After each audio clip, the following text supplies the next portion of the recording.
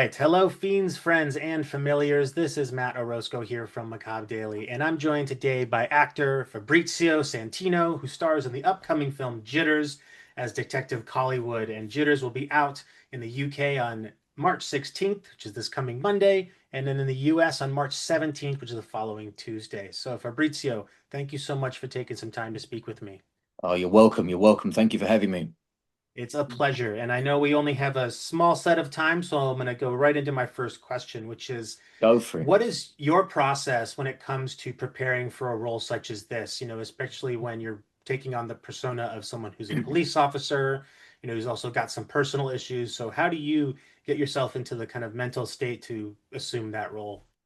Sure, I'll keep this brief. Any role that I approach, I always kind of read the script, try and understand the story, the narrative, and then think, right, a part of me has to play this character. So it's 50% me, 50% character. In terms of research, I try not to do too much research because we are in a world of we're not really in present day. We're in a world called Prism in the film, which you'll work that out when you watch the film. But I just kind of, as long as I can deliver a natural, believable performance, that's kind of where I base. That's how I base my approach. I've got such a strong work ethic. I'll look at different films. I'll look at different characters, like any kind of true detective drama, and I think, right, how do these guys move? How do they sound? And then what I do is I sort of I take myself away from that and think, right, how am I going to do this? How can I move as a detective? How can I lower my tones? How can I come across in a detective sort of way? Do you know what I mean? I've never Yeah. been a detective. I've never been a police officer, so I've got nothing to draw from. But the only thing I can draw from is the fact that um, I know myself, right? I know myself as an actor. I know my characteristics, and I just try and create. So, Detective Nick Collymore is something that I created with the director Marc Zammit, who was originally a British-speaking character, and then we made him an American-speaking Yeah, character. I was going to ask about that. He's got a very thick, kind of almost New York East Coast Yeah, accent. yeah. I decided to do that just to sort of just to create, right? We're in a world called Prism, a bit like Gotham and so on.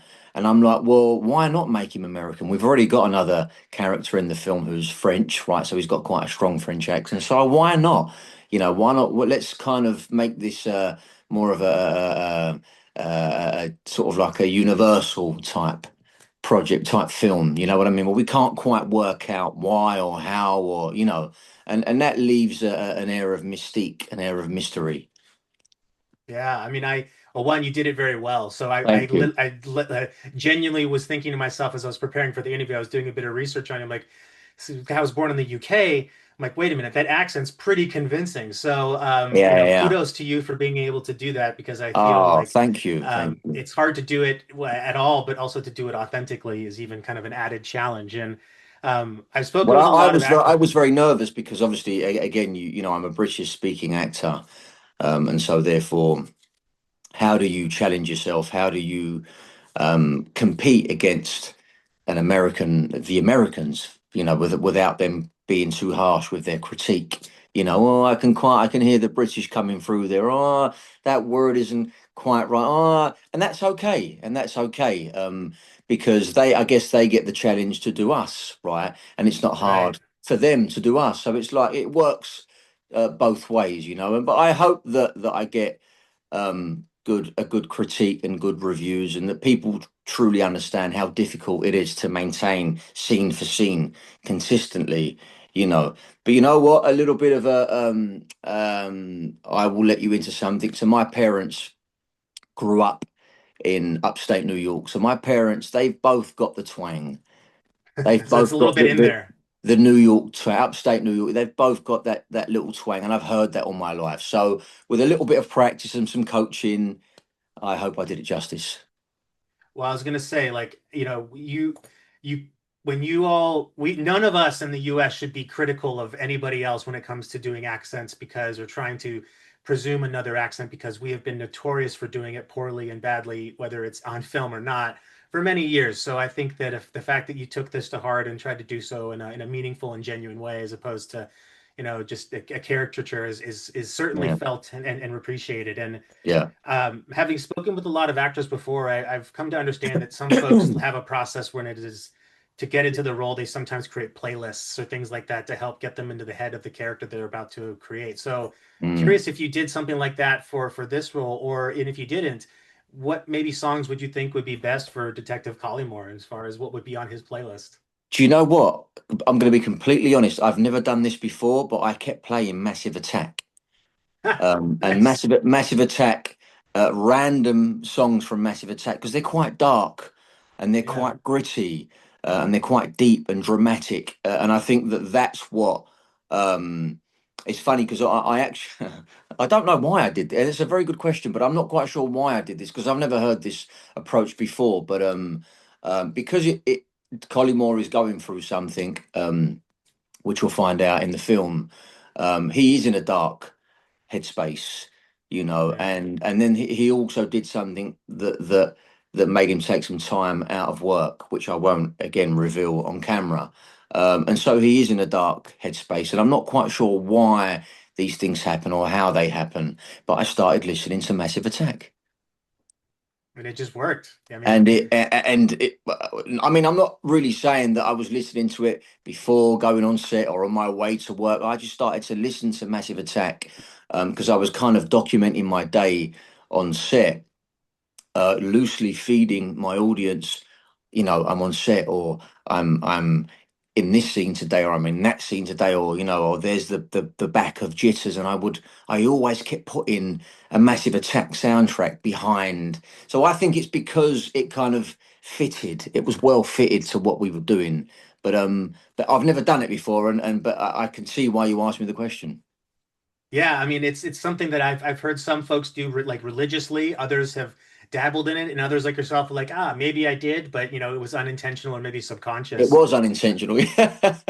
And hey, I mean, listen, there's not everything has meaning in this world, so I feel like Sure, sometimes things happen and they're sure, just the sure. right time and the right place for the right thing. So if Massive Attack helped you bring out the best of the character and deliver your best performance, then I think that's all that really matters. And obviously, the film deals with something that is really quite pressing in our current moment, which is the use of AI. I mean, it's very much about an Yes. AI application Yeah. that is intended to provide entertainment, but in a way is causing a lot of harm.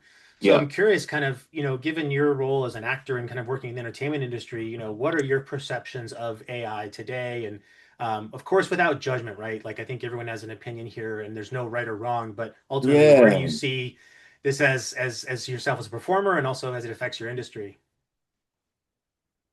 I mean, listen, this is a very, very complicated question. It's a very complex Right. question because I could go to town with this answer, and I choose not to. I think it can be very damaging. I think it's got its pluses and its minuses. It can be very damaging. We lose sight of humanity, we lose sight of who we are because we're relying on AI.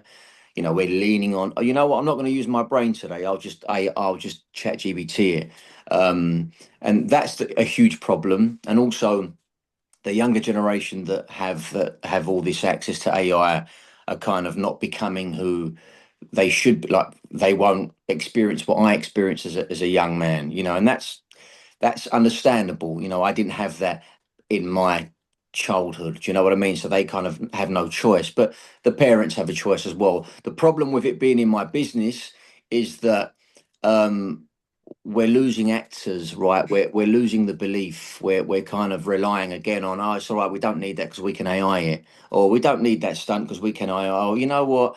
We don't need that actor because we can AI this or we can AI, and it's we're losing jobs and we're losing creativity and we're losing writers and we're losing the authenticity and the originality of storytelling and so on and so forth. And that's the most scariest thing for me personally. Will I be beaten by this beautiful AI now actor character that can play everything, and he doesn't need horse riding skills. He doesn't Right. need, you know, to know how to dive into the ocean or whatever it might be.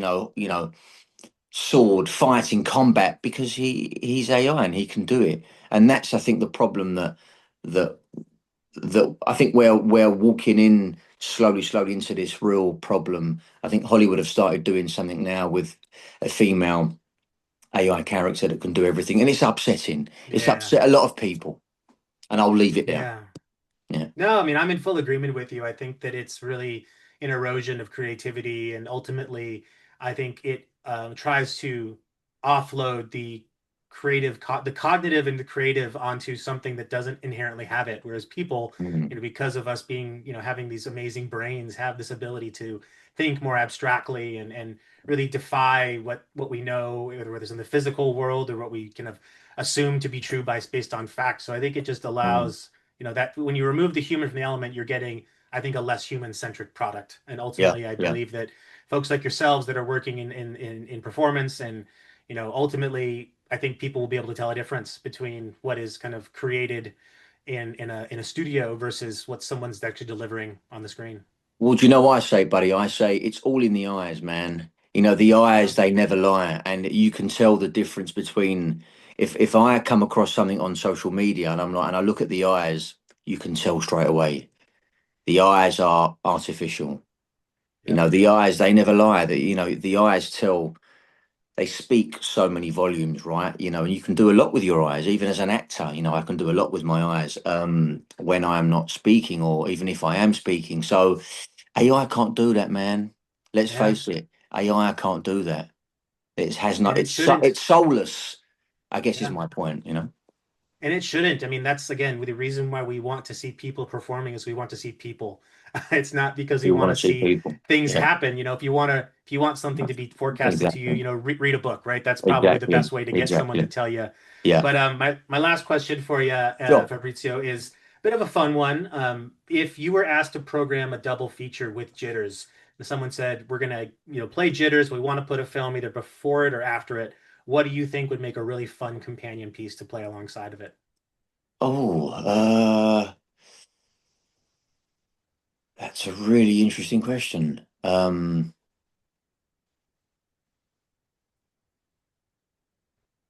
I'm not sure. Something like a Minority Report, Oh, that'd be um, good.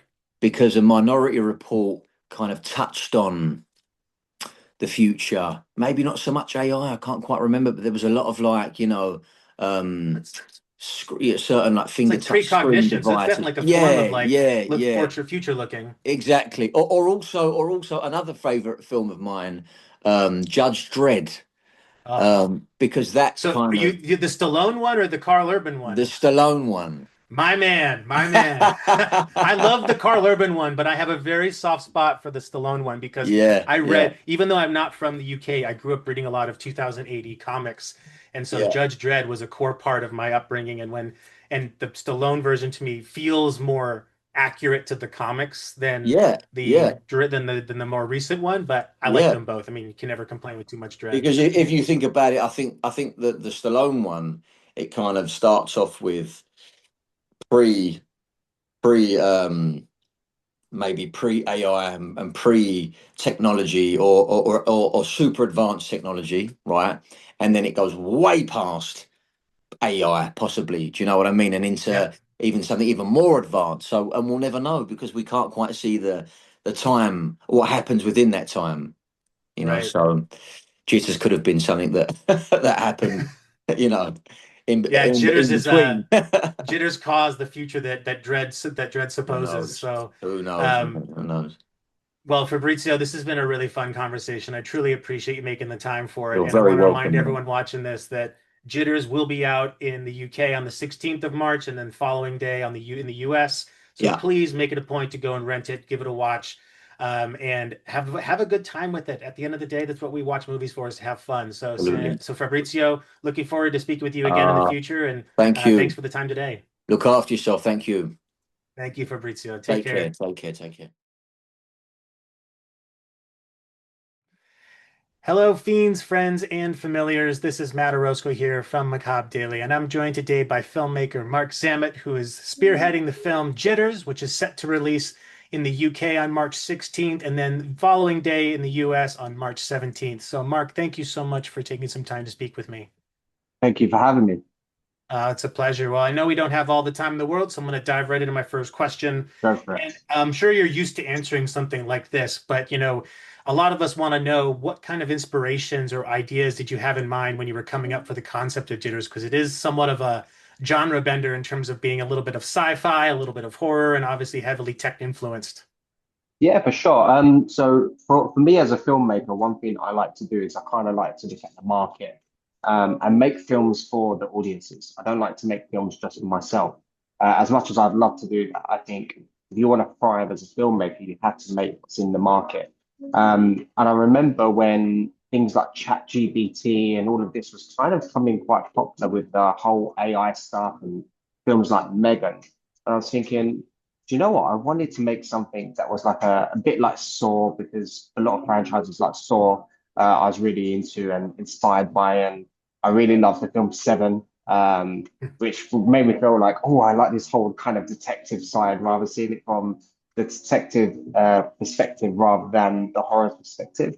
So I was like, let me make something that's quite cool, quite fun, something that I could just let loose and be risky with as a filmmaker as well. That there you don't have to have too many rules, because with AI that we live in the world now, AI doesn't have any rules. It just has its own rules. And I thought that's quite fun to be creative with. And the funny thing about the film, even though it's the concept is, like you said, the say the sci-fi elements of technology with AI, no AI was ever used in this film. And I found that quite fun, because it was like, oh, it's kind of like a mockery as well in its own kind of way. And then when it comes to inspirations with Jitters itself, um, I thought, wow, what is the AI going to be? Is it going to be like a monkey? Is it going to be a whatever it's going to be? I don't know. And I thought, okay, let's go with the clown vibe. Let's make the first AI clown, because these franchises always do quite well when you've got things like Terrifier that was really blowing up in the independent film market world. So I kind of got the inspiration from me personally as a childhood was Mask, because he was just always chaotic and always quite crazy with the yellow suit and the green face and doing cool stuff. So I was like, oh, let me kind of make my own version of Mask, really, but as a clown. Um, Right. and that's where a lot of the inspirations come from. Yeah, I mean, I think I could certainly pick up on a lot of like the AI kind of commentary. And I even asked Fabrizio yesterday about kind of his thoughts on, how AI is impacting the industry. And it's really nice to hear, and certainly a point of pride that, a film like this didn't use AI in its creation, because I think so many fans nowadays are kind of, I don't want to generalize because we're not a monolith, but a lot of horror fans have varying opinions on it, and some are really more in favor of it, and some people find it to be somewhat disingenuous. So I think it's a really sensitive topic in filmmaking today, regardless of genre. But there's also a strict commentary on like kind of online gaming as well. So I'm curious like how those elements of gaming ended up into the script and kind of what you were drawing from there in terms of what you're seeing out in the world and the market. Yeah, absolutely. So I'm a huge gamer. I love gaming. So people actually laugh Guilty. because it is. It's like, I'm addicted to arc raiders at the moment. There's a Oh, lot it's of so fun. people love that. So for me, I was thinking in also the marketing world that we live in, and just to echo on that, by the way, about the thing with the AI, the thing with the scene with the fire, that was actually a real stunt man that put himself on fire. So that wasn't AI or even visual effects. We actually done practical effects, and just to add to that. But going into the kind of gaming perspective with the question that you just asked, um, with the gaming side, I wanted to kind of give the audience what they can relate to. Like, there's so many people that are gaming now, even people just to switch off, from all different backgrounds, from people that are in their mid 30s, 40s, even older, and from the younger generation. So a lot of people can relate to this. So when they see the kind of gaming world, they feel like it's part of their world as well. Because we all understand it, and there's so many memes and videos of going out about like gaming and gamers, and so I was just like, let's add this into the film, because then when they watch it they go, yeah, gamers, cool. Like, it's cool, it's fun.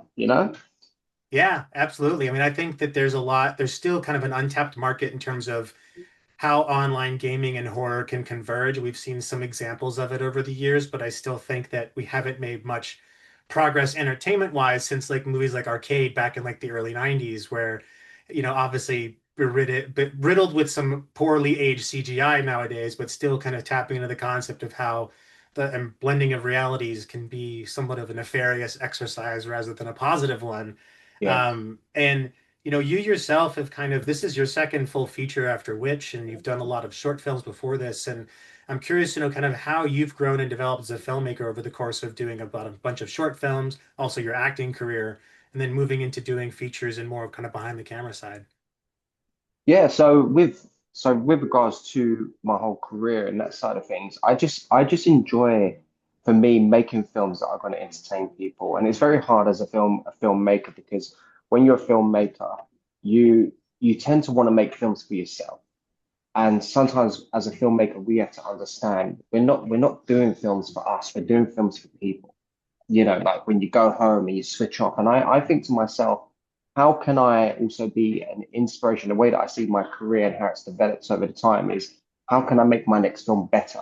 So if I get criticism from people saying, for example, this is too slow, this is where the weaknesses are, I want to hear those things, because it helps me progress as a filmmaker, what I need to give the audience.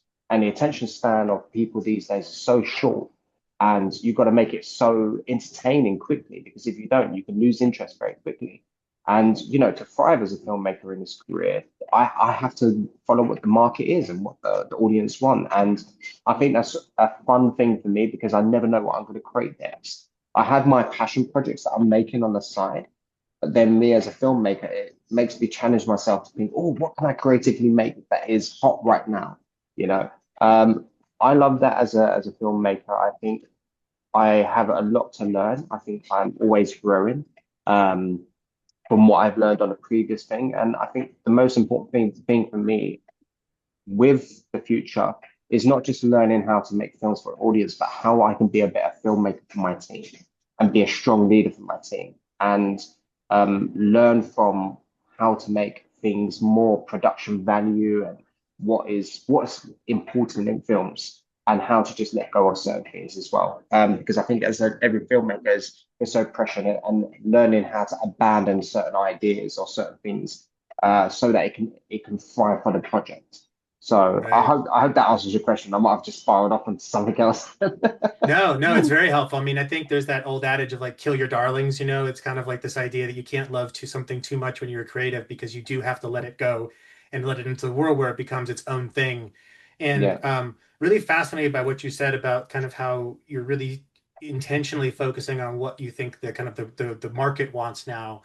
But he also mentioned you have kind of your passion projects on the side. And I think I don't want to again generalize. I think a lot of filmmakers would want to have kind of a combination, right? It's like, how do I merge my passion with the right time in the market? And obviously, timing things at a trend level is really difficult. So yeah. I'm curious to know, like, what are your kind of passions as a filmmaker as far as what you're aspiring to continue doing and growing from? Because I love the idea that we never stop learning and we're always developing and trying to find ways to improve, whether it's how we work or how we work with others, et cetera. Yeah, I think for me, I think I'm very into being emotionally intelligent when it comes to films. And I love tapping into people's emotions. That's one of my big passions, like tapping into the emotions on screen. And when people feel that when they watch the film, whether it's being scared, fear, or crying, or feeling upset, or relating, that's my passion when it comes to filmmaking, because there's so many times I'm such a leak on set. Like when there's an emotional scene, I'm always like tearing up and things like that. And that just makes me think, well, if I'm tearing up, I hope it does the same to other people. If I get the goosebumps, then I get the goosebumps. Then maybe other people will. So my passion is behind every film that I do is how can I emotionally connect the film to the audience, whatever it is, whatever genre it is. And like when I do have films for the market, it is fun. It's really cool. I do have my passion projects that I have to tell, and I know there's a business structure to that. What I will do, um, but when you're getting handed money from people that are executive producers or studios or commissions. It's a responsibility for the filmmaker to make sure that you do the right thing.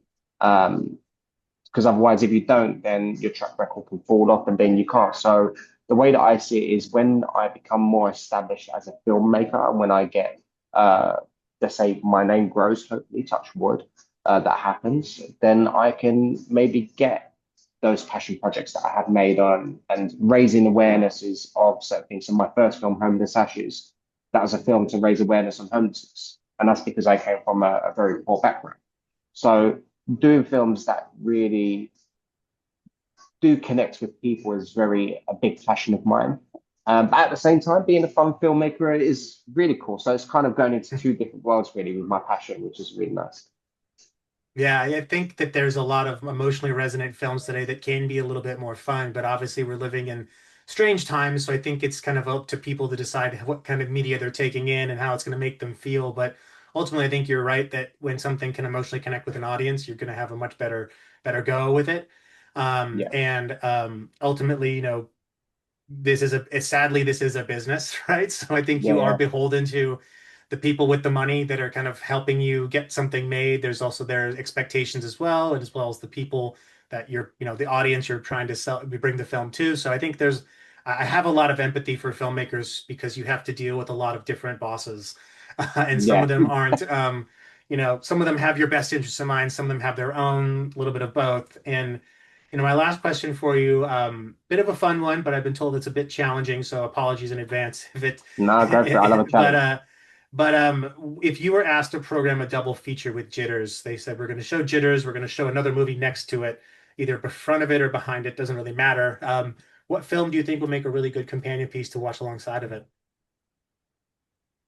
So sorry. So ask that again. So I'm just making sure I got the question right before I spiral into something completely different. So ask the question again. Yeah, so what do you think would make a good double feature with Jitters? What other movie or even book or TV if you think it's more beyond just So as in like, so as an example, you have like Batman versus Superman kind of thing. Is that more like so like if I was making a double feature for an audience, right, and I was playing Jitters, a movie I might put alongside it is The Lawnmower Man because they both deal with kind of like that techno the world. okay. So something Um, that shares a thematic similarity or just think be a fun watch alongside of it.